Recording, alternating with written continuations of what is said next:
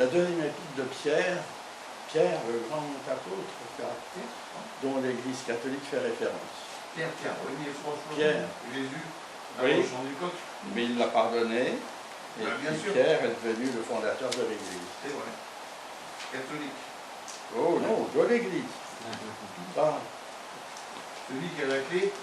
il a les deux clés. Alors, on a... Deux clés. Et les deux clés. Je suis désolé, après il faudra qu'on fasse un peu silence parce que c'est enregistré. Oh, pardon. Non, c'est pas grave, on discutera après. Allez. Voilà. Alors, vous savez que depuis le début du mois, on est sur cette épître. Et puis je vous avais dit qu'on la finirait là. Alors on va... Bon, ceux qui étaient là depuis le début du mois, certaines choses que j'ai déjà dites.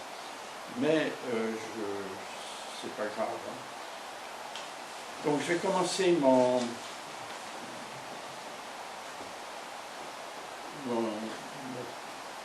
message là, en rappelant que l'apôtre Pierre a écrit cette lettre à peu près en l'an 66-67 et il l'adresse à des églises. C'est une lettre circulaire hein, qui est adressée à des églises de tout l'Empire romain, mais surtout du côté oriental. Et c'est une lettre qui est pour tous les habitants qui sont persécutés. À ce moment-là, ils sont persécutés. Et ils sont persécutés par l'empereur Néron. À l'époque, c'est Néron qui domine. Et Néron, vous savez tous, c'est un empereur bizarre qui se prend pour un dieu. Un empereur se prend pour un dieu inspiré. Il est bon dans tous les domaines, il est parfait dans tous les domaines. Et il exige donc que tous les habitants de l'Empire l'aiment et l'adorent. Alors bien sûr, ça c'est impossible pour les chrétiens et pour les juifs, parce que s'ils veulent rester fidèles au commandement de Dieu, ben, ils ne peuvent pas. Et il y a le premier commandement qui nous dit, que Dieu dit, ça c'est Dieu le Père qui dit cela, tu n'auras pas d'autre Dieu devant moi. Alors, pour rester fidèle au Père, pour rester fidèle, n'est-ce pas, à la parole de Dieu, et puis au Seigneur Jésus-Christ, eh bien, ils ne peuvent pas faire la cérémonie de soumission à l'empereur. Et cette cérémonie que tous devaient faire, ils ne peuvent pas la faire, donc ils sont mis à l'écart de la société, leur vie devient fragile, hein, les autres les regardent comme des ennemis, et ils craignent pour leur vie, ils craignent pour leur famille, ils craignent pour leurs activités, et puis souvent ils sont mis à mort, mais ils ne sont pas mis à mort comme nous on fait, ils sont mis à mort pour l'occasion de fêtes, et c'est une distraction, leur mise à mort, qui se fait dans des jeux du cirque, dans tout l'Empire. Voilà la situation des chrétiens dans ces années 66-67. Alors à cette époque-là, l'apôtre Pierre est certainement à Rome, et il sait que la fin de sa vie est proche. Il sait aussi qu'il va mourir en martyr. Le Seigneur lui a déjà annoncé en Jean 21. Il faut se rappeler, comme on l'a déjà dit, que Pierre est le fondateur de l'Église. Il avait reçu les deux clés qui ouvrent en fait le royaume de Dieu. Hein, et il les avait reçues du Seigneur. Et la première clé, il l'a utilisée le jour de la Pentecôte, hein, tout de suite après la résurrection du Seigneur, la Pentecôte qui a suivi. Et là, il y a eu, dans la journée, 3000, l'Écriture nous dit que 3000 personnes qui se sont converties, qui ont suivi les apôtres. Et puis la deuxième clé, il l'a utilisée un peu plus tard. Je lui ai déjà posé la question, donc je ne la repose pas. Un peu plus tard chez Corneille. Et là, c'était la conversion des non-juifs. Le jour de la Pentecôte, c'était la conversion pour les juifs. Et puis la deuxième clé, c'était pour les non-juifs. Et on trouve cela en acte 10.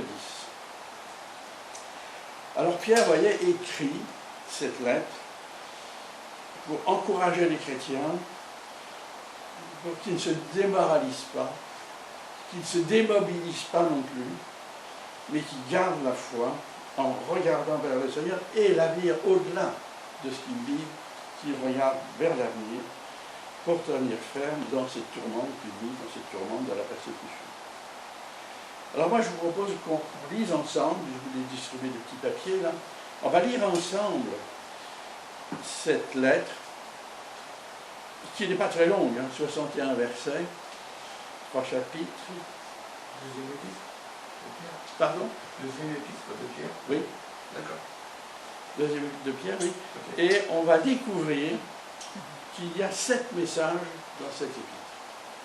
7 messages importants qui sont pour nous, qui étaient importants donc pour les chrétiens à qui il l'adressait, mais qui sont aussi importants à nous aussi, qui approchons vraiment de la fin des temps. Alors je vais lire le premier texte, c'est très court, vous verrez, c'est les 2 premiers versets. Et Pierre entame son épître par ces mots. Simon Pierre, serviteur et apôtre de Jésus-Christ, à ceux qui ont reçu en partage une foi du même prix que la nôtre, par la justice de notre Dieu et du Sauveur Jésus-Christ, que la grâce et la paix vous soient multipliées par la connaissance de Dieu et de Jésus, notre Seigneur. Amen. C'est le préambule. C'est le préambule de sa lettre. Et dans ce préambule, il y a déjà 2 principes. 2 principes importants que nous devons nous intégrer dans notre vie, comme essentiels, n'est-ce pas, pour notre marche chrétienne. Pour chacun de ces principes, et bien sûr, nous avons des efforts à faire. C'est comme ça la vie.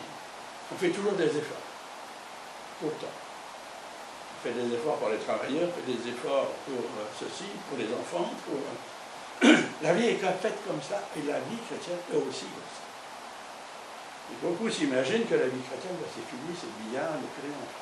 C'est facile. Hein? C'est pas vrai. Ça, c'est une fausse notion. Il y a toujours des efforts.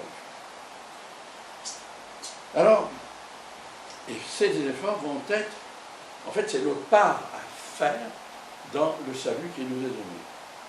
Et on va découvrir, comme cela, toute l'ampleur de la vie nouvelle. Parce que c'est ça le but de Dieu, il nous donne une vie nouvelle qui va se prolonger dans l'éternité. Il nous donne tous les matériaux pour la construire, et à nous de marcher en avant et de construire cette vie. Et c'est ce que le Seigneur nous a acquis, n'est-ce pas, en mourant sur la croix pour nous. Le premier principe, c'est une foi active. Une foi active, c'est ce qui va nous permettre d'avancer dans la vie nouvelle. On va découvrir étape par étape toutes les richesses spirituelles que notre Céleste Père a mis en réserve pour nous. Il y a plein de versets qui nous disent que Dieu a préparé des œuvres pour nous. Il a préparé un chemin pour nous, à nous de l'emprunter. Alors, je vais pris une comparaison l'autre fois, qui je crois vous a plu. La foi, c'est comme faire du vélo. On peut avoir un vélo. Beaucoup de gens ont des vélos chez eux. Ils sont contents, j'ai un vélo, mais ils n'en font pas. Alors, il ne sert à rien. Beaucoup ont la foi, sont nés de nouveau, et de leur foi, ils en font. Comme ceux qui ont un vélo qui n'en font rien. Parce que faire du vélo, on monte dessus, on appuie sur les pédales pour faire des efforts, mais on tient en équilibre et on avance. Et on va faire des kilomètres. À la vitesse qu'on veut, qu'on peut. Vous voyez, si on s'arrête, eh bien le vélo s'arrête. Si on s'arrête de pédaler, le vélo s'arrête, puis on perd l'équilibre. Et là, si on ne va pas vite, une fois j'ai vu ma première épouse tomber comme ça, elle avait oublié qu'il fallait mettre le pied par terre. Elle est tombée. Vous voyez, vous voyez, la foi, c'est pareil. Il faut aller en avant, il faut faire, prendre ce que le Seigneur nous promet, puis aller le chercher. Le prendre, se l'approprier, et aller le chercher. Montrer la lumière. Hein? Montrer la lumière, en fait. Voilà. Il a dit, il ne faut pas cacher la lumière. Voilà. Les infos. Il faut saisir par la foi les promesses de notre Dieu, Aux gens. et c'est ce qui va nous entraîner dans le royaume de Dieu. Le deuxième principe, c'est de multiplier notre connaissance de notre Seigneur et de notre Dieu. Et pour multiplier notre connaissance, il faut lire la parole de Dieu. On n'a pas d'autres matériaux à notre disposition. Alors il nous faut lire la parole de Dieu. En fait, c'est se mettre à l'écoute de Dieu, parce que quand on lit la parole, il va nous parler. On ouvre notre cœur pour comprendre avec notre intelligence, et puis lui, il va parler à notre cœur. C'est comme ça que ça se passe, et il faut le faire. Ainsi vont être révélées et des choses célestes dont on a besoin, et on va les comprendre avec notre intelligence. Et ça, c'est en fait une matière spirituelle, n'est-ce pas, avec laquelle le Saint-Esprit va pouvoir travailler en nous. S'il n'y a pas cette matière, le Saint-Esprit ne peut pas faire grand-chose. Donc il faut qu'on aille la chercher dans la parole de Dieu, la matière que le Saint-Esprit va utiliser pour bâtir en nous l'homme et la femme nouvelle que Dieu veut pour nous dans l'éternité, dans son règne. Donc il nous faut lire et méditer la parole sans relâche, puis on va être étonné de sa puissance. Parce que connaître la parole de Dieu et avoir foi en elle, c'est le socle indispensable pour construire la vie nouvelle. On ne peut pas faire autrement. C'est le socle, c'est la base, là, et sur laquelle va se construire notre vie céleste. Alors, le Seigneur va nous aider à avancer. Il va nous éclaircir notre cerveau. Vous allez voir, ça fonctionne. Il va éclaircir notre cerveau, il va développer notre pensée, il va nettoyer notre cœur de toutes les choses qui n'ont pas besoin d'être là. Et c'est comme ça qu'on va découvrir la grandeur de la beauté de la vie nouvelle. On va lire maintenant, je ne sais plus à qui je vais donner, le 2 Pierre 1, 3, non, c'est à toi. La divine puissance nous a donné tout ce qui est nécessaire à la vie et à la piété, en nous faisant connaître celui qui nous a appelés par sa propre gloire et par sa force. Celle-ci nous assure les plus grandes et les plus précieuses promesses. Ainsi, grâce à elle, vous pouvez fuir la corruption qui existe dans le monde par la convoitise et devenir participant de la nature divine. Pour cette raison même, faites tous vos efforts afin d'ajouter à votre foi la qualité morale, à la qualité morale la connaissance, à la connaissance la maîtrise de soi, à la maîtrise de soi la persévérance, à la persévérance la piété, à la piété l'amitié fraternelle, à l'amitié fraternelle l'amour. En effet, si ces qualités sont en vous et se développent, elles ne vous laissent pas inactifs ni stériles pour la connaissance de notre Seigneur Jésus-Christ. Quant à celui qui ne possède pas ces qualités, il est aveuglé par sa myopie, il oublie qu'il a été purifié de ses anciens péchés. C'est pourquoi, frères et sœurs, appliquez-vous d'autant plus à affermir votre l'appel et le choix dont vous avez été l'objet, car si vous faites cela, vous ne trébucherez point. C'est en effet ainsi que l'entrée dans le royaume éternel de notre Seigneur et Sauveur, Jésus-Christ, vous sera largement accordée. Merci. Alors vous voyez que la vie chrétienne, c'est une vie nouvelle. C'est une vie complètement nouvelle qui est à découvrir. Ce n'est pas notre ancienne vie qu'on va rafistoler avec quelques bons principes bibliques. Ce n'est pas du tout qu'on aura choisi en plus, parce qu'on choisi, on ne comprend pas tout. C'est pas ça la vie chrétienne. La vie chrétienne, c'est de la nouveauté. Et l'apôtre Pierre donne le programme. Le programme pour que notre vie nouvelle se développe et porte les caractères de la personnalité du Seigneur. C'est ça. Toute l'œuvre du Seigneur, c'est ça. Que nous portions les caractères de notre Seigneur pour manifester le royaume de Dieu là où nous sommes. Nous sommes à Rochefort, nous avons à manifester le royaume de Dieu à Rochefort. Et ce programme doit devenir notre plan de vie, où nous pouvons exercer notre foi, notre intelligence, où nous pouvons mettre en pratique toutes les vérités, les principes de la vie nouvelle qui nous sont révélés. Et c'est comme ça qu'on avance. Et c'est là qu'il faut avancer par la foi. Et on va avancer par la foi, là, dans des chemins nouveaux, on va découvrir vraiment des horizons nouveaux. Et c'est pour nous la garantie de rester fermement attachés au Seigneur parce qu'on avance. On avance, en fait, vers le royaume de Dieu. Alors j'avais donné un petit plan à ceux qui étaient là la dernière fois. Je vais vous redonner. Vous allez voir, c'est simple. Je crois que vous l'avez tous sauf Madeleine. Et puis vous.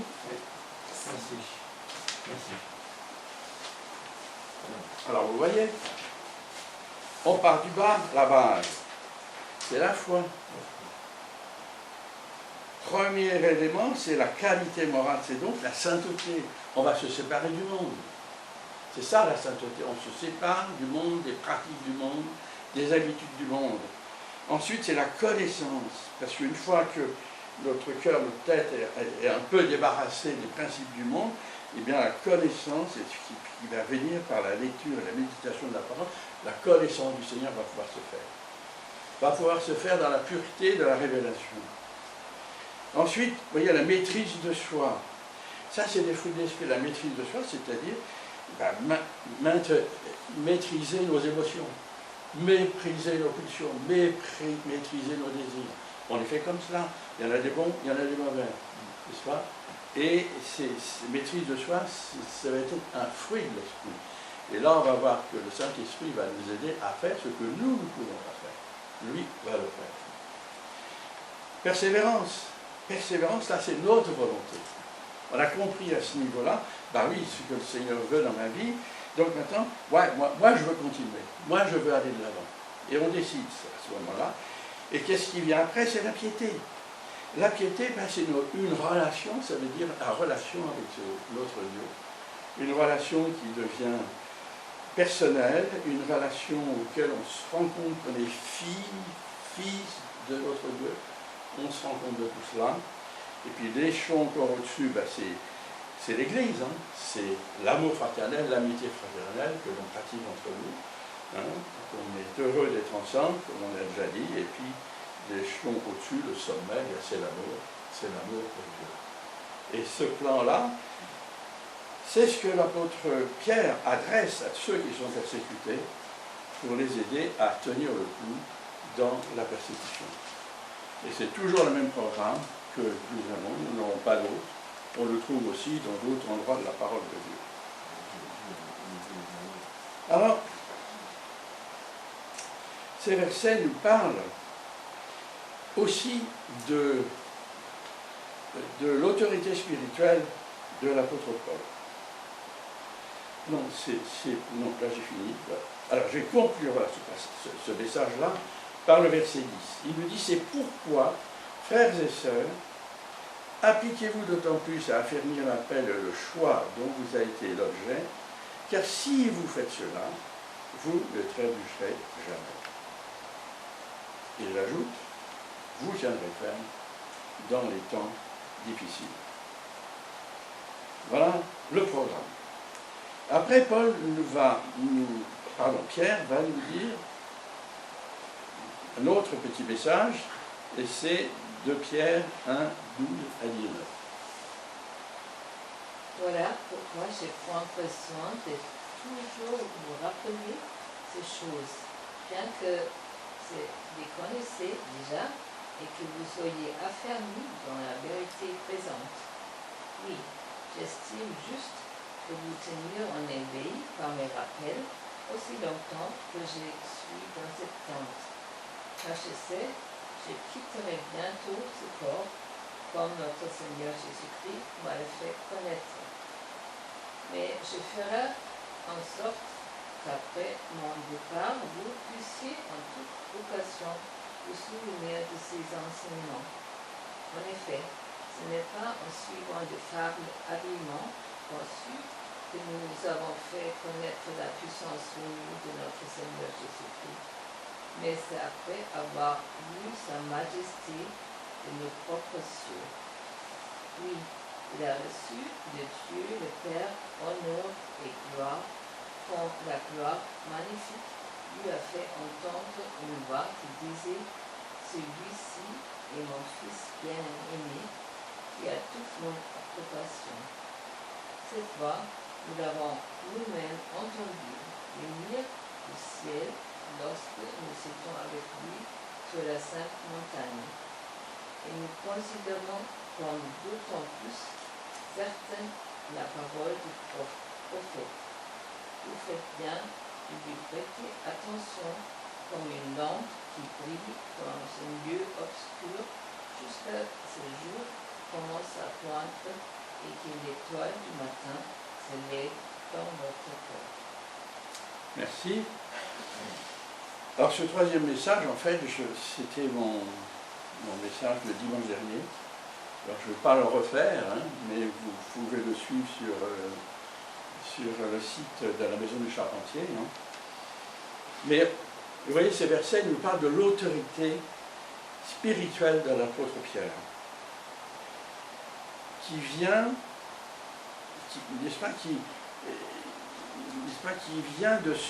cette autorité vient de ce qu'il a vu. Il a vu le Seigneur dans sa gloire, avec Jean et Jean. Et en plus, il a entendu la voix du Père. Quand on a eu ça dans sa vie, comme expérience, c'est quelque chose qui vous marque, hein, pour toujours.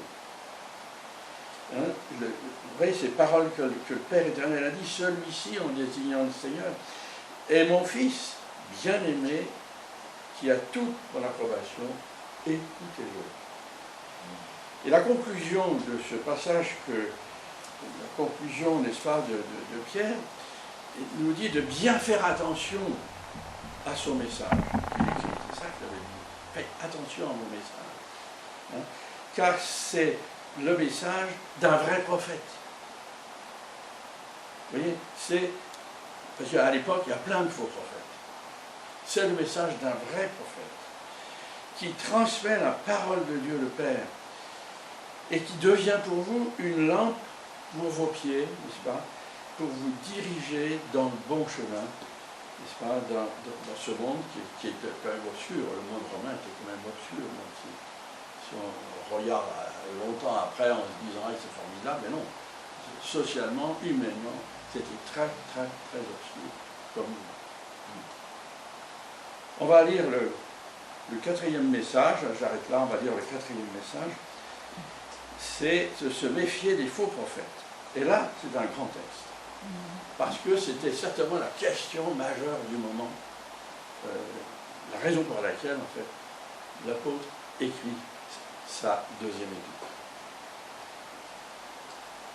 Alors, 2 Pierre 1,20, sachez tout d'abord vous-même qu'aucune prophétie de l'Écriture ne peut être l'objet d'interprétation particulière, car ce n'est pas par une volonté d'homme qu'une prophétie a jamais été apportée, mais c'est poussé par le Saint-Esprit que des hommes ont parlé de la part de Dieu.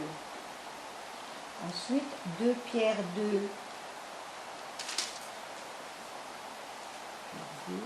Plusieurs, alors je vais commencer par le 1. Il y a eu parmi le peuple de faux prophètes, et il y aura de même parmi vous de faux docteurs qui introduiront sournoisement des sectes pernicieuses et qui, reniant le maître qui les a rachetés, attireront sur eux une ruine soudaine.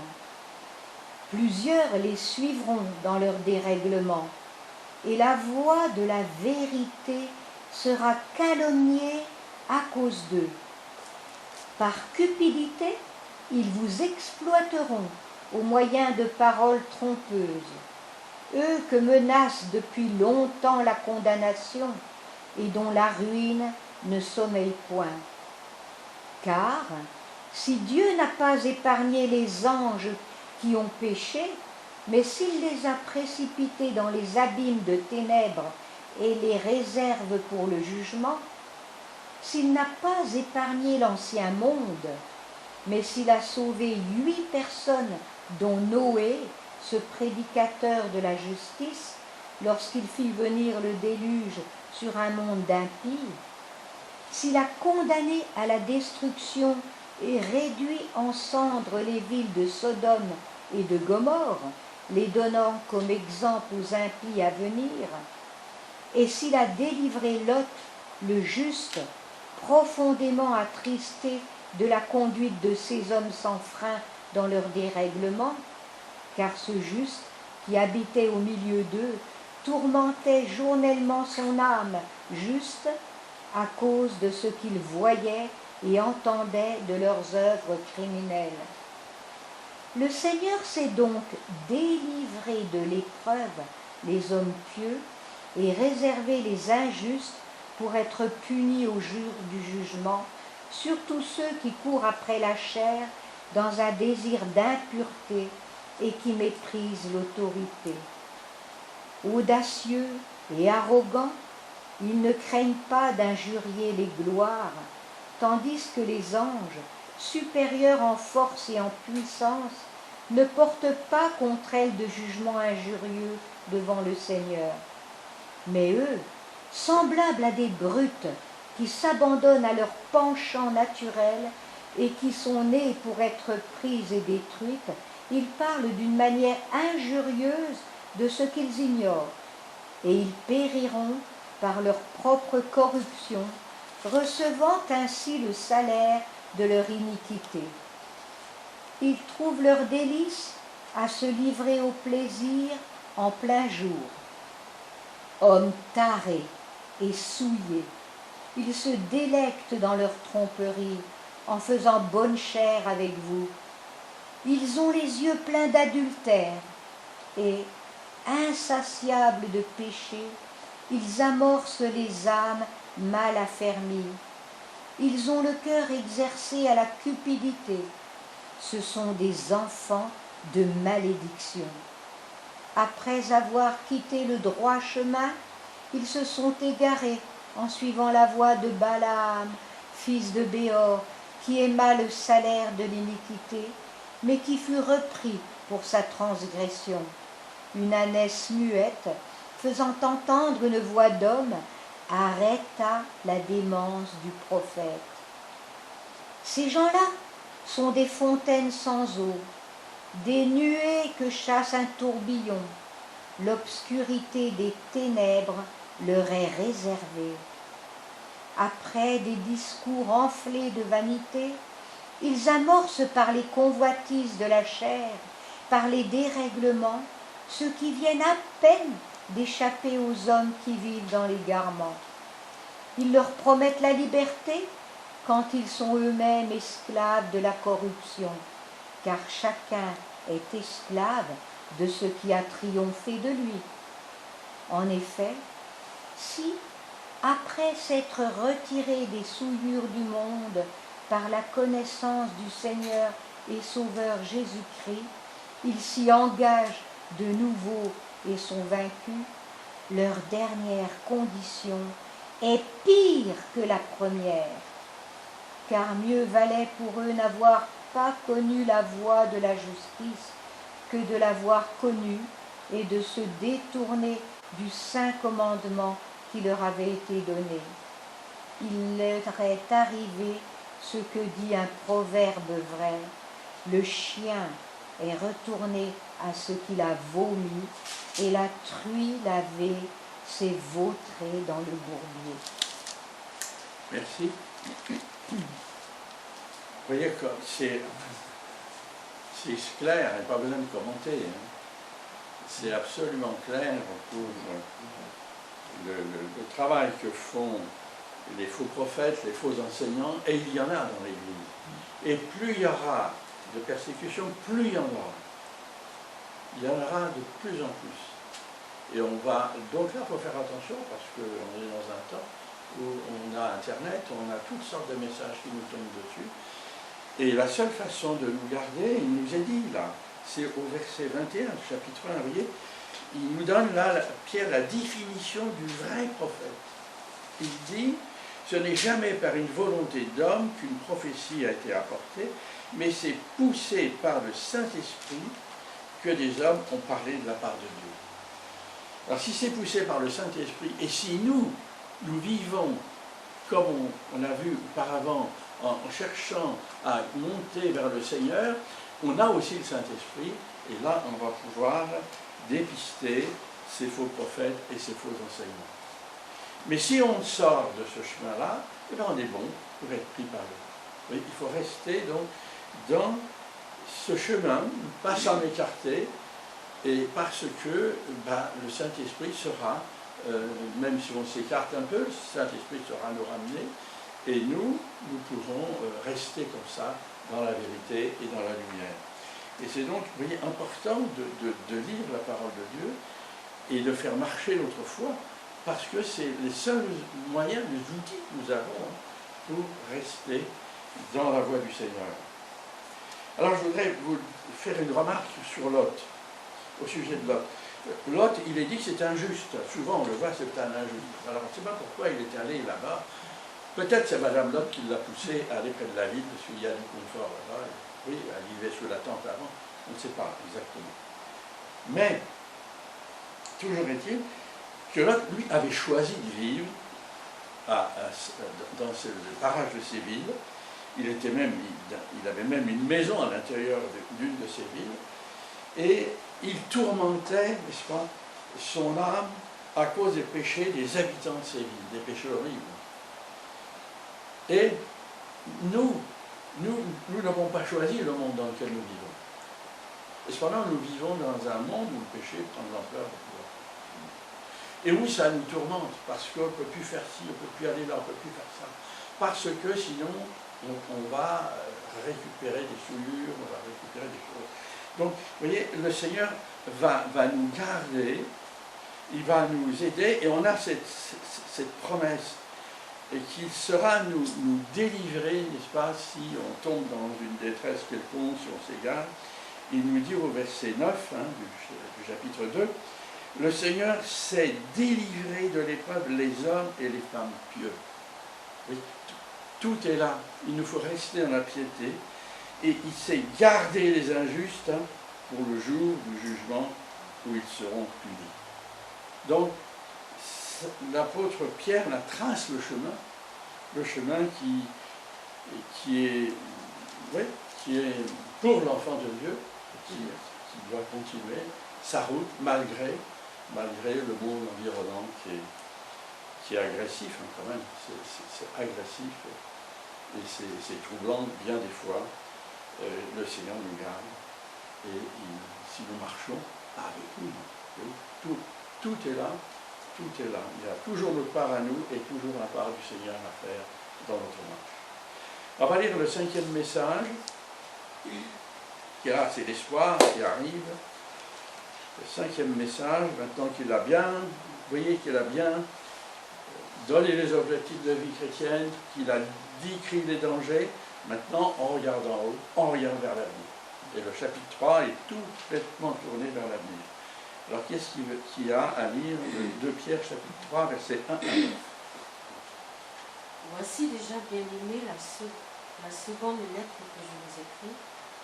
Dans l'une et dans l'autre, je cherche à éveiller par des avertissements votre saine intelligence, afin que vous vous souveniez des choses annoncées d'avance par les saints prophètes et du commandement du Seigneur des sauvés.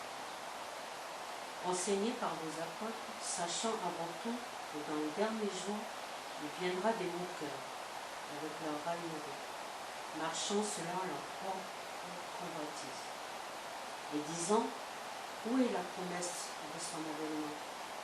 Car depuis que les pères sont morts, tout demeure dès le commencement de la création. Ils veulent ignorer, en effet, que les cieux existèrent autrefois par la parole de Dieu, de même qu'une terre tirée de l'eau est formée au moyen de l'eau. Et que par ces choses, le monde alors périt, submergé par l'eau. Tandis que par la même parole, les cieux et la terre, la présente, sont gardés et réservés pour le feu, pour le jour du jugement, et de la ruine des hommes impies. Mais il est une chose bien aimée que vous ne devez pas ignorer, c'est que devant le Seigneur, un jour est comme 1000 ans, et 1000 ans sont comme un jour. Le Seigneur ne tarde pas dans l'accomplissement de la promesse, comme quelques-uns le croient, mais il use de patience envers vous, ne voulant pas qu'aucun périsse, mais voulant que tous arrivent à la repentance. Merci. Vous voyez là, il nous parle, l'apôtre Pierre, du retour du Seigneur. Le retour du Seigneur va aussi amener le jugement. C'est ce qu'il nous dit. Il nous dit, dans les 2 premiers versets, « Bien-aimés, voici déjà la 2e lettre que je vous écris. Dans l'une et dans l'autre, je fais appel à vos souvenirs pour éveiller en vous une saine intelligence. » Pas de panique, c'est ça que ça veut dire. Pas de panique devant ce qui arrive. On ne va pas se... Non, il faut rester stable. On est dans la main de Dieu. Et le verset continue, afin que vous vous rappeliez les paroles prononcées autrefois par les saints prophètes. Donc les saints prophètes, c'est ici, la parole des saints prophètes, elle est là, vous voyez. Ainsi que le commandement du Seigneur et Sauveur enseigné par vos apôtres. Et quel est ce commandement?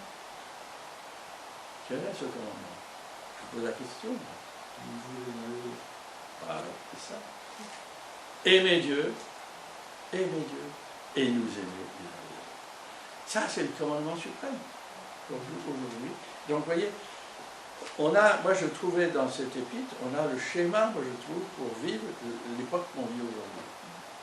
Parce qu'il l'a écrit à des gens qui vivaient d'une façon plus violente ce qui nous attend, ce qui va venir. Parce que vous voyez, il est question de moqueur. On va se moquer de nous. On va nous dire, on le dit déjà, vous avez un Dieu, mais il y a des guerres partout, il y a des enfants qui meurent, tout ça. Mais ça n'a rien à voir. Les moqueurs vont toujours chercher à nous décourager. Mais il faut tenir ferme dans notre foi et dans notre espérance, parce que le Seigneur dit à notre génération, qui est quand même proche de la fin, et il nous dit au verset 9, le Seigneur ne tarde pas dans l'accomplissement de la promesse, mais certains le pensent. Au contraire, il fait preuve de patience envers nous, voulant qu'aucun ne périsse, mais que tous parviennent à la repentance.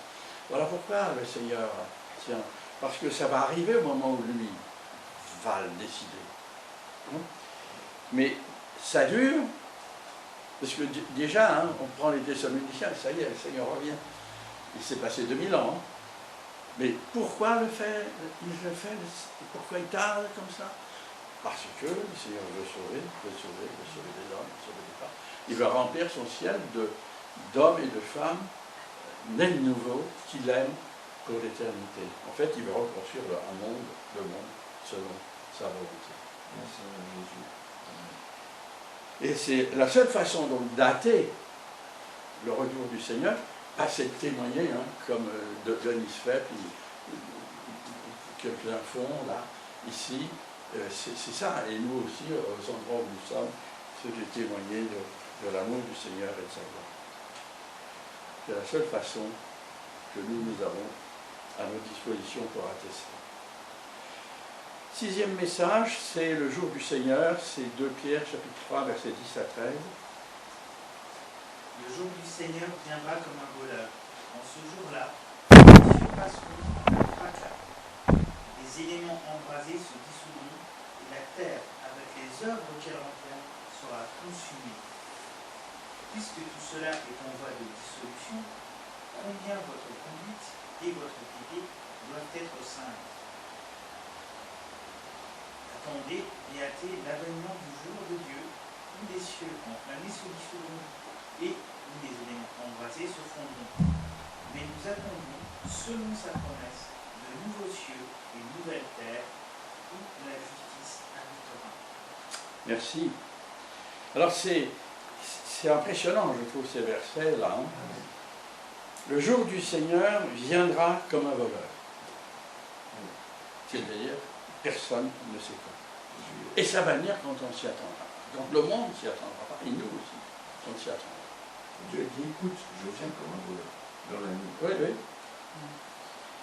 Et ce jour va arriver comme un feu destructeur. C'est ça qui est écrit.